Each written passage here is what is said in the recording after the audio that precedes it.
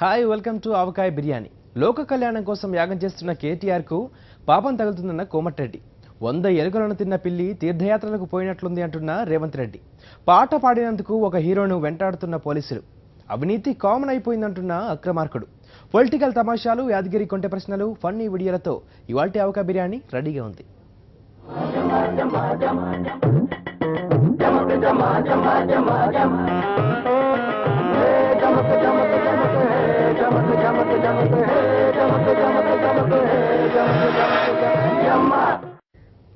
ఒక దిక్కు రైతులు ఆత్మహత్యలు చేసుకుంటుంటే యజ్ఞాలు యాగాలు అవసరమా అని ప్రశ్నిస్తున్నారు కాంగ్రెస్ నాయకుడు కోమటిరెడ్డి వెంకటరెడ్డి. మా నాయకులను ఎత్తుకుపోయి కండువాలు కప్పుతున్న కేసీఆర్ కు పాపం తగులుతుందని శాపం పెట్టారు. ఎమ్మెల్సీ ఎన్నికల్లో మా అభ్యర్థులను గెలిపించుకోలేకపోతే నేను రాజీనామా చేస్తానని ఛాలెంజ్ చేశారు.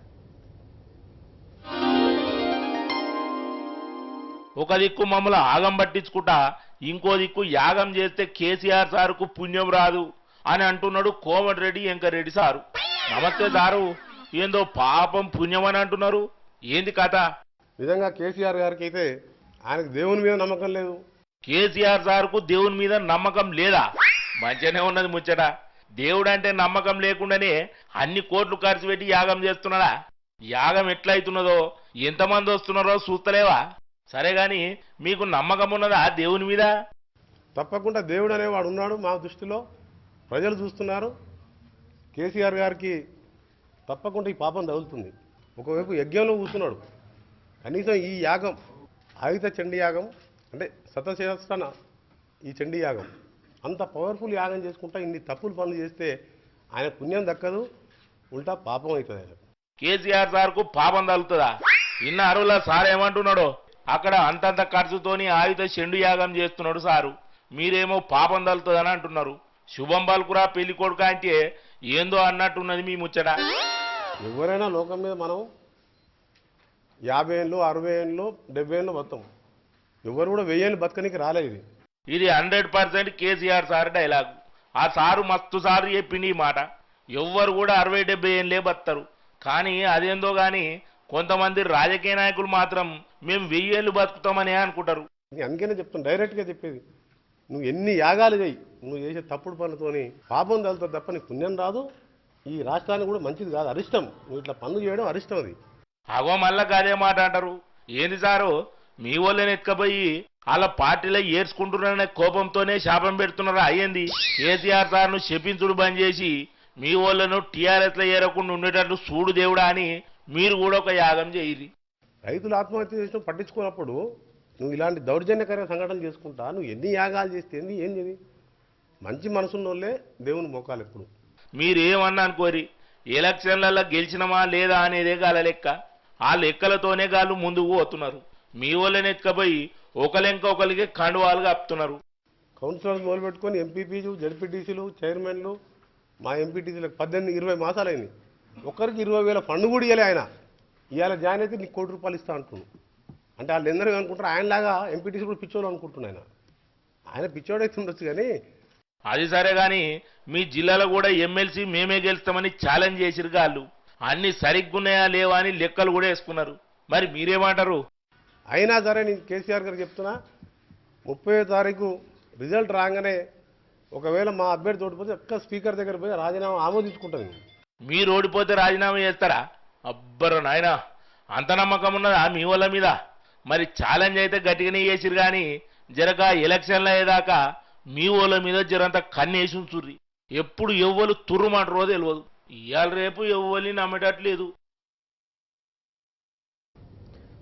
100 ఎలుకలను తిన్న పిల్లి తీర్థయాత్రలకు పోయినట్లుంది అని కేసీఆర్ చేస్తున్న ఆయుధ చండీ యాగం మీద కామెంట్ చేశారు టీడీపీ నాయకుడు రేవంత్ రెడ్డి.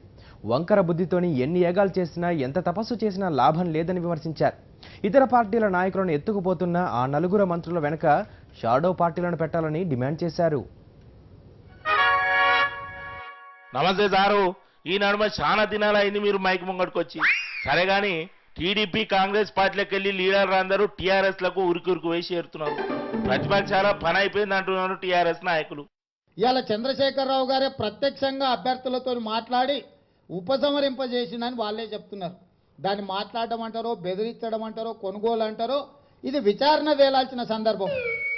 అదంతా ఉత్తముచ్చట గాని మిగిలిన ఎమ్మెల్సీ సీట్లు కూడా మేమే గెలుస్తాం అని అంటున్నారు వాళ్ళు. మరి మీరేమంటారే? దాదాపుగా 30 మంది శాసన మండలి సభ్యులు ఈ ప్రభుత్వానికి ఉన్నారు. వీళ్ళు కొత్తగా గెలిచేటోళ్ళు అదనంగా వీళ్ళతో వచ్చే ప్రయోజనం ఏం లేదు. 30 మంది భజనకారుల జతన ఇంకొక 1/2 మంది భజనకారులు జమ అవుతారు తప్పితే కేసీఆర్కు బాజా భజంత్రీలు ఊదడానికి పనికొస్తారు తప్పితే ఈ ఎన్నికలలో నిలబడ్డోళ్ళు ప్రజా సమస్యలను వెలుగెత్తి చెప్పడంలో కానీ శాసన మండలిలో ప్రజా సమస్యల మీద చర్చలలో భాగస్వామ్యం తీసుకునే వాళ్ళు కానీ వీళ్ళలో ఎవరికి కూడా కనీస అర్హతలు లేవు. అగ చూసిరా, అంటే ఇప్పుడు గెలిచేటోళ్ళందరూ కేసీఆర్ కు భజన చేస్తాందుకు బాజా భజంత్రులు వాయించేందుకు తప్ప ఇంకా దేనికి పనికిరారు వాళ్ళు. ఎందుకు సార్ అట్లా తీసి పారేస్తారు? ఖమ్మం జిల్లాలో తుమ్మల నాగేశ్వరరావు, నల్గొండ జిల్లాలో జగదీశ్వర్ రెడ్డి, మహబూబ్నగర్ జిల్లాలో జూపల్లి కృష్ణారావు, రంగారెడ్డి జిల్లాలో మహేందర్ రెడ్డి వెనకాల షాడో పార్టీలను పెట్టాల్సిన అవసరం ఉన్నది. షాడో పార్టీలు పెట్టాలనా? మంచిగానే ఉన్నది ముచ్చట. ఇప్పుడున్న పార్టీలు చాలవా? మళ్ళీ ఈ షాడో పార్టీలు ఎందుకు పెట్టమంటున్నారు? ఏం చేస్తాయి కా షాడో పార్టీలు? మంత్రులుగా వీళ్ళు తమ అధికారాన్ని దుర్వినియోగం చేసి ఇతర పార్టీల ఓటర్ల మీద ఒత్తిడి తీసుకొచ్చి బెదిరించి వాళ్ళను లొంగ తీసుకొని ఓట్లు వేయించుకొని వాళ్ళ అభ్యర్థులను గెలిపించడానికి 4 మంత్రులు పూర్తి స్థాయిలో అధికార దుర్వినియోగానికి పాల్పడుతున్నారు. కాబట్టి ఎన్నికల అధికారికి విజ్ఞప్తి చేస్తున్నాం, ఈ 4 వెనకాల షాడో పార్టీలను పెట్టండి. అంటేగా 4 మంత్రులు ఏడికి పోతే వాళ్ళు వెనక పోయి వాళ్ళు ఏం చేస్తున్నారో అరుచుకునేందుకు మనుషులను పెట్టమంటారా? మంచిగానే ఉన్నది ఐడియా, కానీ అట్లా పెడతారంటవా రేవంత్ అన్న? సరే గాని కేసీఆర్ సారి ఆగం చేస్తున్నాడు, మీ చంద్రబాబు కూడా వస్తున్నాడట, మరి మీరు కూడా పోతారా? యజ్ఞాలు యాగాలు చేస్తే సరిపోదు, బుద్ధి కూడా సక్రమంగా ఉండాలి. 100 ఎలకలు తిన్న పిల్లి తీర్థయాత్రలు పోయినట్టుంది ఈరోజు రాష్ట్రంలో జరుగుతున్న యజ్ఞాలు యాగాలను చూస్తే. ఏంది 100 ఎలకలు తిన్న పిల్లి తీర్థయాత్రలు పోయిందా? అంటే ఏందన్నట్టు మీ ముచ్చట? అంత పెద్ద యాగం చేస్తుంటే మెచ్చుకోవాలి గాని ఇట్లా ఎక్కిరిస్తారా ఎవరన్నా? వంకర బుద్ధితోని ఎన్ని చేసినా, ఎన్ని వంగొంగి నమస్కారాలు పెట్టినా దానివల్ల ప్రయోజనం లేదు. సక్రమమైన బుద్ధితో నిండు మనసుతో ఒక దండం పెట్టుకున్నా చాలు. అగో మళ్ళా అట్నే అంటారు, కేసీఆర్ సారి యాగం చేసుడు మీకు ఇష్టం లేనట్టున్నది. ఒక పక్కన తన అనుచరులను ఊరు మీదకి ఇడిచిపెట్టి అచ్చోసిన ఆంబోతుల్లాక ఇతర పార్టీల వాళ్ళను బెదిరించి అదిరించి లొంగ తీసుకొని కొనుగోలు చేస్తుంటే వాటి గురించి పట్టించుకోకుండా మీరు ఎన్ని తపస్సులు చేసినా వాటి వల్ల ప్రయోజనం లేదు. మీకు ప్రజలు కట్టబెట్టిన బాధ్యతను బాధ్యతాయుతంగా మీరు నిర్వర్తిస్తే తప్పకుండా మీకు మంచి జరుగుతుంది, అంతే తప్ప ఇలాంటి యజ్ఞాల యాగాల వల్ల ప్రయోజనం లేదు. ప్రయోజనం లేదని మీరెట్లా చెప్తారు? అసలుగా యాగం సారు సొంతానికి చేస్తున్నాడా? లోక కళ్యాణం కోసం చేస్తున్నాడు, అట్లా ఏదంటరా? ఇప్పుడు ఎవరి కళ్యాణం కోసం చేస్తున్నాడు అనే దానికంటే మనం ఏం చేస్తున్నాం, ఏం పాటిస్తున్నాం అనేది ముఖ్యం. ఇక సారి ఏం చేసినా మీరు గిట్లనే ఏదో ఒకటి కిరికిరి పెడతారు. 200 ఏళ్ల సంది ఎవ్వరి ఇటువంటి యాగం చేయలేదట. ఇన్ని ఏళ్ల తర్వాత ఇప్పుడు కేసీఆర్ సారి చేస్తున్నాడు. ఏందనుకున్నారు కేసీఆర్ అంటే?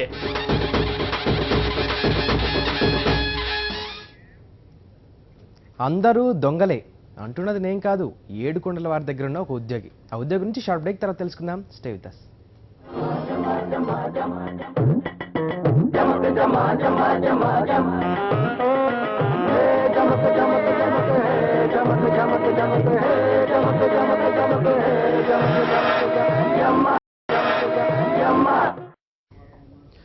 Welcome back. అందరూ దొంగలే అంటున్నాడు ఒక ఉద్యోగి. టీటీడీలో అవినీతి కామన్ అయిపోయింది అని కుండబద్దలు కొట్టేశారు. నేనే అక్రమంగా సంపాదించిన దాంట్లో పైవారికి వాటాలు ఇస్తానని మొహమాటం లేకుండా చెప్పేశారు. దేవుడి సమక్షంలో తప్పు చేస్తున్నాను కాబట్టి ఆ దేవుడు చూసి చూసి నా బండారం బట్టబయలు చేశాడని తన తప్పును ఒప్పుకుంటున్నాడు. ఈ అవినీతి అనేది లెక్క లేకుండా అయిపోయింది. ఏడికి పోయినా ఎక్కడ చూసినా పైసల కోసం కక్కుడుతూ వాటోలే కనిపిస్తారు. గవర్నమెంట్ ఆఫీసులకు పోతే పైసలు ఇవ్వకుండా పనే కాదు. నెల నెల గవర్నమెంట్ ఇచ్చే జీతం తీసుకుంటేనే జనాలను లంచాల కోసం బీకటింటోళ్ళు చాలా మంది ఉన్నారు. ఈ బట్టవాజిగాన్లు కూడా పెట్టిన లక్షలు కోట్లు ఏసీబీ దాడులలో బయటపడ్డప్పుడు చూసి ఇంతగానం లంచాలు తినడా ఈడని జనాలు పరేషాన్ అవుతారు. ఇక లాస్ట్కి ఎట్లా తయారయ్యారంటే గా తిరుపతి వెంకటేశ్వర స్వామి దగ్గర కూడా ఈ తప్పుడు పనులు చేసేటోళ్ళు మస్తు మంది మోపారు. తిరుపతి వెంకటేశ్వర స్వామి ఎంత ఫేమసో గా తిరుపతి లడ్డు కూడా అంతే ఫేమస్. తిరుపతి లడ్డు కోసం మస్తు మంది భక్తులు ఎగబడతారు. గా ప్రసాదాన్ని కళ్ళ కాదుకొని తింటారు. అగో గా వీక్నెస్నే కనిపెట్టిరు కొంతమంది. భక్తులకు ఇచ్చే లడ్డూలను మాయం చేసి బ్లాక్లలో అమ్ముతున్నారు. లడ్డూ కౌంటర్లలో పనిచేసేటోళ్ళు విజిలెన్స్ వాళ్ళు కలిసిపోయారు. పగటిపూట అయితే ఎవరైనా చూస్తారని రాత్రిపూట భక్తులకు డబల్ రేటుకు లడ్డూలను అమ్ముతున్నారు. ఇక అప్పుడప్పుడు ఎవడో ఒకడు దొరుకుతాడు. ఇగో వీళ్ళు గట్టనే దొరికిరు. లంచాలు తీసుకుంటే తప్పేంది, ఇక్కడ అందరు గదే పని చేస్తున్నారని అంటున్నాడు ఆయన. ఒక్కసారిగా ఆయన మాటలు వినుర్రి. మీరు పేపర్లో వస్తాను, ఒక అటెండర్ నుంచి జేఈఓ వరకు అందరూ తప్పులు చేస్తున్నారు.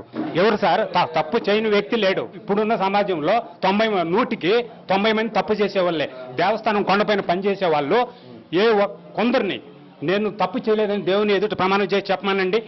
అంతా తెలుసు నాకు. నా 50 ఏళ్ళ సర్వీసులో ఎన్నో చూసిన, ఎన్నో కష్టాలు అనుభవించినాను. ఈ తప్పు కూడా చేయలేకపోతే నేను బతకలేను సార్. నేను ఈ తప్పు చేయలేకపోతే నా భార్య బిడ్డ పచ్చి ఉండాలా, చచ్చిపోవాలి, ఆత్మహత్య చేసుకోవాలి. నాకు వేరే మార్గం లేదు. ఆ దేవుని నమ్మే నేను చేస్తున్నా. స్వామి నువ్వే నాకని.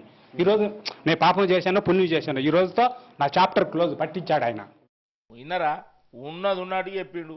మరి కిందికెళ్ళి మీ దాకా అందరూ లంచాలే తింటుంటే ఇక భక్తులను ఎవరు రక్షించాలి? గా దేవుడే రక్షించాలి. ఇక ప్రపంచం అంతటా క్రిస్మస్ పండుగ ఘనంగా జరుపుకున్నారు. క్రిస్మస్ అనగానే మనందరికీ శాంతాక్లాజ్ రూపం కళ్ళ ముందు మెదులుతోంది. కొంతమంది శాంతాక్లాజ్ దుస్తులతో అందరినీ నవ్విస్తారు, కానుకలిస్తారు. ఇంకొంతమంది రకరకాల విన్యాసాలు చేస్తారు. ఈ సంవత్సరం కూడా కొందరు అలాంటి విన్యాసాలే చేశారు. సముద్రపు అలలపైన సర్ఫింగ్ చేస్తూ అందరినీ అలరించారు.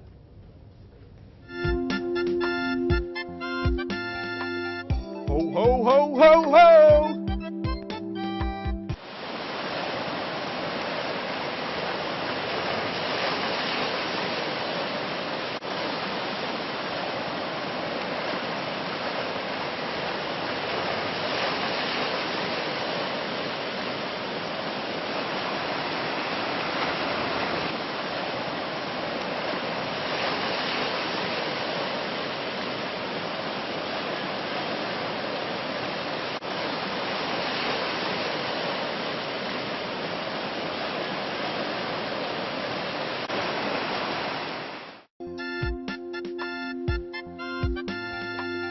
Ho, ho, ho, ho, ho!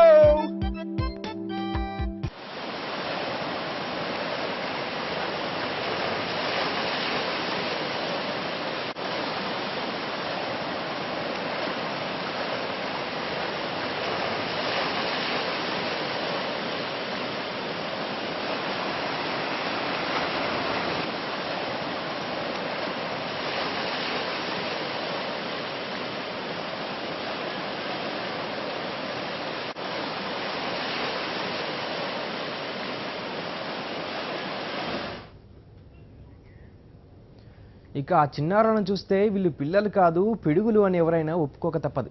వారి వయస్సుకు మించిన ఫీట్లు ఎన్నో అలవోకగా చేసేస్తారు. Skating, surfing, gymnastic, boxing, karate, dance, అది ఏ ఫీల్డ్ అయినా అదరగొట్టేస్తారు.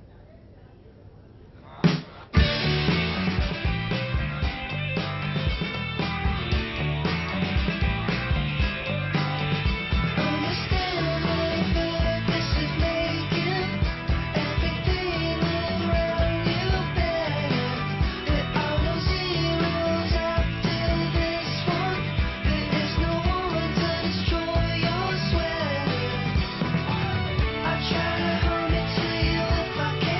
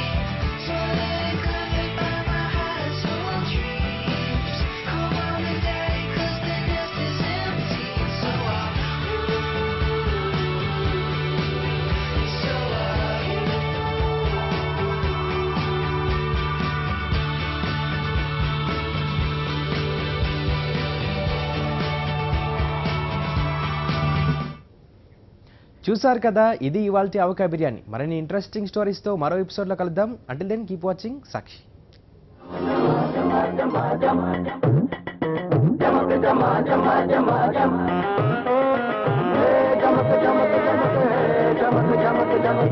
జమక